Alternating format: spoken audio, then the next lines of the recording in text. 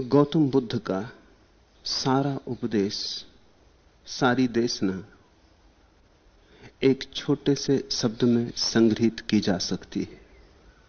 वह छोटा सा शब्द है स्मृति। पाली में उसी का नाम है सती, और बाद में मध्ययुगीन संतों ने उसी को पुकारा सुरति। स्मृति का अर्थ मेमोरी नहीं, स्मृति का अर्थ है बोध, होश, जागकर कुछ करना, जागे जागे होना, स्मृति पूर्वक करना। राह पर चलते हैं आप तो ऐसे भी चल सकते हैं कि चलने का जरा भी होश ना हो, ऐसे ही चलते। चलना यांत्रिक है, शरीर को चलना आ गया है। दफ्तर जाते हैं, घर आते हैं, रास्ता शरीर को याद हो गया है। कब बाएं मुड़ना बाएं मुड़ जाते हैं, कब दाएं मुड़ना दाएं मुड़ जाते। अपना घर आ गया तो दरवाजा खटका देते। लेकिन इस सब के लिए कोई स्मृति रखने की जरूरत नहीं होती। यंत्रवत यह सब होता है। इसके लिए होशपूर्वक करने की कोई जरूरत नहीं मालूम होती। ऐसा हमारा पूरा जीवन 99% बेहोशी से भरा हुआ है। यही बेहोशी हमारा बंधन है। इसी बेहोशी के कारण हमारा बहुत बड़ा चैतन्य का हिस्सा अंधेरे में डूबा है। जैसे पत्थर डूबा हो पानी में और जरा सा टुकड़ा ऊपर उभरा हुआ दिखाई पड़ता हो, बड़ी चट्टान नीचे छिपी हो। ऐसा हमारा बड़ा मन तो अंधेरे में छिपा है, छोटा सा टुकड़ा ऊपर उभरा है। जिसे हम अपना मन कहते हैं वो बहुत छोटा सा हिस्सा है, और जिसे हम पहचानते भी नहीं, हमारा ही मन, वो बहुत बड़ा हिस्सा है। फ्रायड उसे ही अचेतन मन कहता है। बुद्ध कहते हैं उस अचेतन मन को जब तक चेतन न कर लिया जाए, जब तक धीरे धीरे उस अचेतन मन का एक एक अंग प्रकाश से न भर जाए, तब तक तुम मुक्त न हो सकोगे। तुम्हारे भीतर जब चेतना का दिया पूरा जलेगा, तुम्हारे कोने कांतरों को सभी को आलोक से मंडित करता हुआ, तुम्हारे भीतर एक खंड भी न रह जाएगा अंधेरे में दबा, तुम परम प्रकाशित हो उठोगे। इस दशा को ही बुद्ध ने समाधि कहा है। समाधि जड़ता का नाम नहीं, समाधि बेहोश हो जाने का नाम नहीं। जो समाधि बेहोशी में ले जाती हो उसे बुद्ध ने जड़ समाधि कहा है, उसे मूढ़ता कहा है। तुम समाधि में गिर पड़ो मूर्छित होके, तो बुद्ध उसे समाधि नहीं कहते। इसलिए बुद्ध की बात आधुनिक मनोविज्ञान को बहुत रुचती है। आधुनिक मनोविज्ञान भी उस जड़ समाधि को हिस्टेरिया कहेगा। वो बेहोशी है। तुमने जो थोड़ा सा होश था वह भी खो दिया। शांति मिलेगी उससे भी, क्योंकि उतनी देर के लिए बेहोश हो गए तो चिंता ना रही। उतनी देर के लिए सब विलुप्त हो गया। घंटे भर बाद जब तुम होश में आओगे तो तुम्हें लगेगा कि बड़ी शांति थी, लेकिन वैसी ही शांति जैसी गहरी नींद में हो जाती। पर गहरी नींद समाधि तो नहीं। समाधि और गहरी नींद में थोड़ा सा समानता है। इतनी समानता है कि गहरी नींद में भी सब शांत हो जाता है, समाधि में भी सब शांत हो जाता है।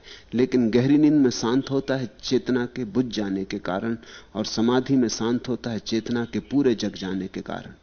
इसे ऐसा समझो कि मनुष्य के जीवन में तब तक तनाव और बेचैनी रहेगी जब तक मनुष्य का कुछ हिस्सा चेतन और कुछ अचेतन।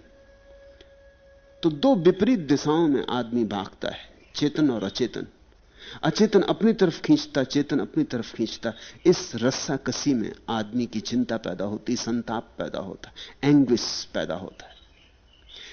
चेतन की माने तो अचेतन नाराज हो जाता है, अचेतन की माने तो चेतन नाराज हो जाता है, अचेतन की माने तो चेतन बदला लेता है, चेतन की माने तो अचेतन बदला लेता है।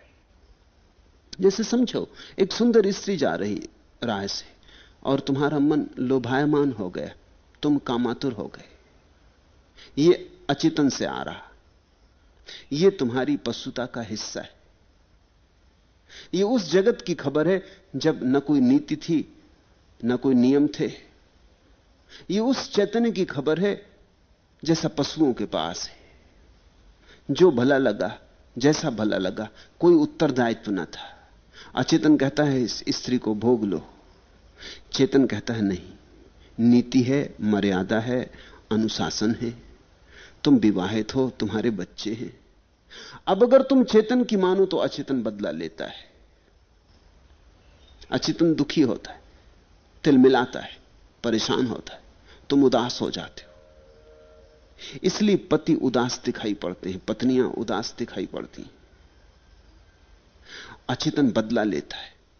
तुम किसी तरह अचेतन को दबा के उसकी छाती पे बैठ जाते हो, कहते हो नहीं ये ठीक नहीं, ये करने योग्य नहीं, इसलिए नहीं करेंगे, ये कर्तव्य नहीं, इसलिए नहीं करेंगे। मगर भीतर बात तो उठ गई है, भीतर वासना तो जग गई है। तुम दबा के बैठ जाओगे, तुम सांप के ऊपर बैठ गए, लेकिन सांप भीतर जिंदा है और कुल बुलाएगा, सपनों में सताएगा। रात जब नींद में सो जाओगे तब शायद ही किसी को अपनी पत्नी का सपना आता हो, दूसरे की स्त्रियों के सपने आते, शायद ही अपने पति का सपना आता हो। भारत में सती की जो परिभाषा थी वही थी, जिस स्त्री को सपने में भी अपने पति के अतिरिक्त किसी की याद ना आती हो उसको हम सती कहते थे। ये बड़ी अनूठी परिभाषा थी, ये बात बड़ी कीमत की है। सपने में कसौटी है, जागने में ना आती हो ये कोई बड़ी बात नहीं, क्योंकि जागने में तो हम संभाल के बैठे रहते, चेतन को मान के चलते हैं, अचेतन को पीछे धकाए रहते हैं, उसे अंधेरे में डाले रखते। असली कसौटी तो तब है जब नींद में भी पर की याद ना आए। नींद में कैसे दबाओगे? नींद में तो तुम हो ही नहीं, तुम तो सो गए, तुम तो बेहोश हो, दबाने वाला मौजूद ना रहा, लड़ने वाला मौजूद ना रहा। तो नींद में तो जो अचेतन है वो खुल के खेलेगा। दिन में हत्या करनी चाहिए थी, नहीं कर पाए, रात नींद में हत्या कर दोगे। दिन में चोरी करनी चाहिए थी, नहीं कर पाए, नीति थी, धर्म था, नरक था, स्वर्ग था, साधु संत थे, रुक गए, प्रतिष्ठा थी। लेकिन रात नींद में न तो न साधु संत हैं, न शास्त्र हैं, न स्वर्ग है, न नरक है। अचेतन पूरा मुक्त है। और यह अचेतन कभी कभी चेतन में भी धक्के मारेगा। अगर अवसर मिल जाए तो धक्के मारेगा। इसलिए सारी दुनिया में हमने इसकी व्यवस्था की कि आदमी को अनैतिक होने का अवसर न मिले, तभी वो नैतिक रहता है। समझो कि जो दूसरी स्त्री तुम्हें प्रीति कर लग गई, ये एक जंगल में तुम्हें मिले, न पूना के रास्ते पर मिले, जंगल में मिले जहां दूर दूर तक, मीलों तक कोई नहीं, तुम दोनों ही अकेले हो, तब अपने को रोकना कठिन हो जाएगा। बस्ती में, बीच बस्ती में प्रतिष्ठा का सवाल था, पुलिस का सवाल था, अब यहां तो कोई सवाल नहीं। समझो कि यह स्त्री जंगल में नहीं, तुम दोनों एक नाव में डूब गए हो और एक द्वीप पर लग जाते हो जहां कोई भी नहीं और कोई कभी नहीं आएगा। न पत्नी को खबर लगेगी, न समाज को खबर लगेगी, अब कोई आने वाला नहीं। तब तुम अचेतन की मान लोगे, तब तुम चेतन की फिक्र ना करोगे। इसलिए कानून, पुलिस और राज्य इसी की फिक्र करता है कि अवसर कम से कम मिले। पश्चिम में जब से स्त्रियों ने दफ्तरों में काम शुरू किया, कारखानों में काम शुरू किया, तब से परिवार उजड़ने लगा, क्योंकि स्त्री और पुरुषों के करीब आने के ज्यादा अवसर हो गए। पूरब में यह खतरा कम है, क्योंकि स्त्री को अवसर ही नहीं है। स्त्री घर में बंद है, उसे कोई मौका नहीं है कि वो किसी के संपर्क में आ सके। पूरा समाज पुरुषों का समाज है, स्त्रियां तो बंद हैं। मगर यह अवसर को छीन लेने से अचेतन बदलता नहीं, सिर्फ रिप्रेशन हो गया, सिर्फ दमन हो गया। और जिसका दमन कर दिया है वो भीतर बैठा है, सुलग रहा है, और किसी भी दिन, किसी मौके पर, किसी क्षण में, किसी कमजोरी में फूट पड़ेगा। इसलिए आदमी पागल होते हैं। पागल होने का इतना ही अर्थ है कि अचेतन ने बहुत दबाया गया, इसका बदला ले लिया चेतन से। एक दिन उसने तोड़ दी सब सीमाएं, सब मर्यादाएं, निकल भागा, सब नियम उखाड़ के छूट ले ली। पागल होना अचेतन का प्रतिकार है। अगर तुम चेतन की मानो तो अचेतन प्रतिकार लेता है, अगर तुम अचेतन की मानो तो मुसीबत में पड़ते हो, जेल जाना पड़े, पिटाई हो, प्रतिष्ठा खो जाए, पत्नी नाराज हो जाए, बच्चे बर्बाद हो जाएं। चेतन की मानो तो बड़े कष्ट है, अचेतन की मानो तो उससे भी बड़े कष्ट है। इसलिए दंड है। दंड इसलिए है ताकि दो कष्टों के बीच तुम्हें चुनना पड़े। तो जो छोटा कष्ट हो उसी को हम चुन लेते हैं। छोटा कष्ट यही है कि चेतन की मान लो, अचेतन की इंकार कर दो, यही छोटा कष्ट है। इसलिए सारी नैतिक व्यवस्थाएं बड़े बड़े दंड की व्यवस्था करती हैं। हजारों साल नरक में सड़ाए जाओगे, अंगारों में सेके जाओगे, जलते कढ़ाओं में डाले जाओगे, और न मालूम कितने काल तक पीड़ा भोगनी पड़ेगी एक जरा सी बात के लिए कि एक दूसरी स्त्री की तरफ काम वासना की दृष्टि से देख लिया, कि दूसरे के धन को अपना बनाने की चोरी की वासना उठ गई। और अदालतें हैं और कानून है, वो सब तैयार बैठे कि तुम मानो अचेतन की और तुम्हें दंड दें। वो सब चेतन की सेवा में लगे। ये मनुष्य की स्थिति है। इस स्थिति में हर हालत में द्वंद्व है। तुम कुछ भी करो तुम दुख पाओगे।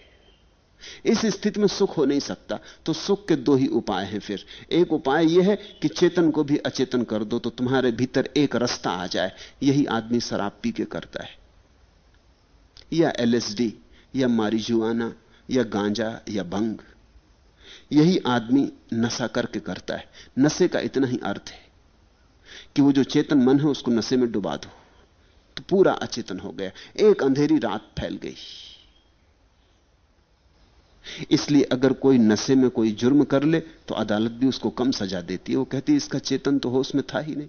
एक शराबी तुम्हें गाली दे दे तो तुम उतने नाराज नहीं होते जितना वही आदमी बिना शराब पिए गाली दे तो तुम नाराज हो जाते हो। एक शराबी तुम्हें धक्का मार दे तो तुम कहते हो शराबी है। गैर शराबी धक्का मार दे वही आदमी तो तुम लड़ने को तैयार हो जाते हो। क्या फर्क करते हो तुम शराबी में गैर शराबी में? अगर अदालत में यह तय हो जाए कि आदमी शराब पिए हुए था इसलिए इसने हत्या कर दी, तो उसको दंड बहुत कम मिलेगा। अदालत में तय हो जाए कि आदमी पागल है इसलिए इसने हत्या कर दी, तो दंड मिलेगा। दंड मिलेगा ही नहीं, क्योंकि इसका चेतन तो था ही नहीं। दंड किसको देना? ये तो पूरी अंधेरी रात था, ये तो पूरा पशु जैसा हो गया था। इसलिए शराब पीने में, नशे में वही काम हो रहा है जो समाधि में होता है, विपरीत दिशा में हो रहा है। समाधि में हम अचेतन को चेतन बना लेते हैं और एक रस हो जाते हैं, और शराब में हम चेतन को अचेतन बना लेते हैं और एक रस हो जाते हैं। एक रास्ता में सुख है, इसे तुम गांठ बांध के रख लो। एक रास्ता में सुख है। जब तुम एक हो जाते हो तो तुम सुखी, जब तक तुम दो हो तब तक तुम दुखी। भीतर जो द्वंद्व है वो दुख को पैदा करता है, घर्षण होता है। जब तुम भीतर बिल्कुल एक हो जाते हो, समरस, एक लयबद्धता हो जाती, तुम्हारे भीतर कोई द्वंद्व नहीं होता, अद्वंद की अवस्था होती, तुम निर्द्वंद होते हो, अद्वैत होते हो, बस वहीं सुख है। इसलिए सभी ध्यानियों ने शराब का विरोध किया है। तुम समझ लेना क्यों विरोध किया है। सभी ध्यानियों ने शराब का विरोध किया है। कारण यह नहीं है कि शराब में कोई खराबी है, कारण यह है कि शराबी कभी ध्यान नहीं हो पाएगा, क्योंकि उसने तो ध्यान का सब्स्टिट्यूट चुन लिया। ध्यान में भी एक रास्ता होती है, शराब में भी एक रास्ता होती है। तो जो शराब पी के एक रास्ता को पाने लगा, सस्ती एक रास्ता मिल गई, जाके एक बोतल पी डाली, इतने सस्ते में मिल गई। ध्यान तो वर्षों के श्रम से मिलेगा। ध्यान के लिए तो बड़ी कीमत चुकानी पड़ेगी। ध्यान के लिए तो बड़ा संघर्षण करना होगा। इंच इंच बढ़ेगा, बूंद बूंद बढ़ेगा, और इतना सस्ता मिलता नहीं। महंगा सौदा है, लंबी यात्रा है, पहुंचेंगे नहीं पहुंचेंगे पक्का नहीं है। पहाड़ की चढ़ाई है। शराब तो उतार है, जैसे पत्थर को ढकेल दिया पहाड़ से, बस एक दफा धक्का मार दिया काफी, फिर तो अपने आप ही उतार पर उतरता जाएगा, खाई खंदक तक पहुंच जाएगा। जब तक खाई ना मिले तब तक रुकेगा ही नहीं। धक्का मारने के बाद और धक्काने की जरूरत नहीं है। लेकिन अगर पहाड़ पर चढ़ाना हो पत्थर को, ऊर्ध्व यात्रा करनी हो, तो धकाने से काम ना चलेगा, धकाते ही रहना पड़ेगा जब तक कि चोटी पर ना पहुंच जाए। और तुमने जरा भूल चूक की कि पत्थर नीचे लुढ़क जाएगा। कहीं से भी गिरने की संभावना है, ध्यानी के गिरने की संभावना है, शराबी के गिरने की संभावना नहीं। यह बात देखते हो? इसलिए तुमने एक शब्द सुना होगा, योग भ्रष्ट। तुमने भोग भ्रष्ट शब्द सुना? भोगी के भ्रष्ट होने की संभावना नहीं, वो खड्डे में है ही, उससे नीचे गिरने का कोई उपाय नहीं। सिर्फ योगी गिरता है, भोगी कभी नहीं गिरता। भोगी गिरा ही हुआ है, वो आखिरी जगह पड़ा ही हुआ है, अब और क्या आखिरी जगह होगी।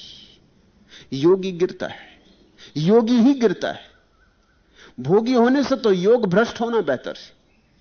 कम से कम चढ़े तो थे, इसकी तो खबर है।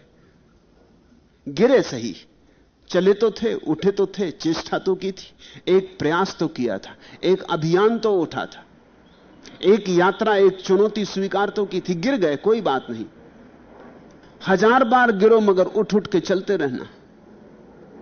शराब का ध्यानियों ने विरोध किया है क्योंकि शराब परिपूरक है, यह सस्ते में ध्यान की भ्रांति करवा देती है। ध्यानी को भी तुम शराब जैसी मस्ती में डूबा हुआ पाओगे, और शराबी में भी तुम्हें ध्यान की थोड़ी सी गंध मिलेगी, रस मुक्त। फर्क इतना ही होगा, शराबी बेहोश है, ध्यानी होश में। शराबी ने अपनी स्मृति खो दी और ध्यानी ने अपनी स्मृति पूरी जगा ली। मनुष्य बीच में, मनुष्य द्वंद में। मनुष्य आधा अचेतन है, आधा चेतन है। शराबी पूरा अचेतन है, ध्यानी पूरा चेतन है। बुद्ध कहते हैं, अगर तुमने कोई ऐसी ध्यान की प्रक्रिया की हो जिससे तुम बेहोश हो जाते हो, तो वो ध्यान की प्रक्रिया शराब जैसी है, जड़ है, उससे सावधान, उस धोखे में मत पड़ना। कुछ ऐसा ध्यान साधो जिससे तुम्हारी चेतना जागे। उस जागने की प्रक्रिया का नाम है स्मृति, माइंडफुलनेस। तुम ऐसे जागरूक हो जाओ कि तुम्हारे भीतर कोई विरोध न रह जाए, एक प्रकाश, अखंड प्रकाश फैल जाए। आज के सूत्र इस अखंड प्रकाश के ही सूत्र हैं।